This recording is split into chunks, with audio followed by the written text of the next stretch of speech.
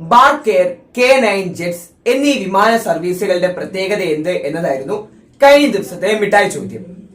ഇവ രണ്ടും പെറ്റ്സിന് വേണ്ടി, നമ്മുടെ ഓമന മൃഗങ്ങൾക്ക് വേണ്ടിയുള്ള വിമാന സർവീസുകളാണ്.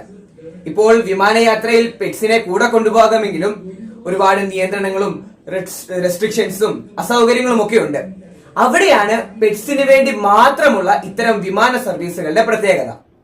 K9 ജെറ്റ്സും ബാർക്കെയറും തൽക്കാലം ഇപ്പോൾ അമേരിക്കയിലും മറ്റു ചില യൂറോപ്യൻ രാജ്യങ്ങളിലും മാത്രമാണ് സർവീസുകൾ ചെയ്യുന്നതെങ്കിലും ഈ ഒരു സാധ്യതയുടെ ഡിമാൻഡ് വർദ്ധിക്കുന്നതിനനുസരിച്ച് സർവീസുകളും കൂടുതൽ വ്യാപകമാകട്ടെ എന്ന് നമുക്ക് പ്രതീക്ഷിക്കാം.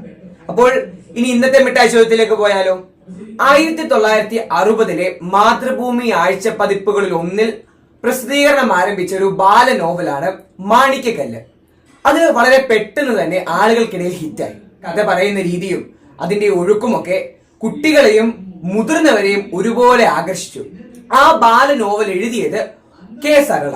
അക്കാലത്ത് സാഹിത്യകാരന്മാർക്കിടയിൽ ഒട്ടും പരിചിതമായ ഒരു പേരായിരുന്നില്ല ഈ കെ സരള.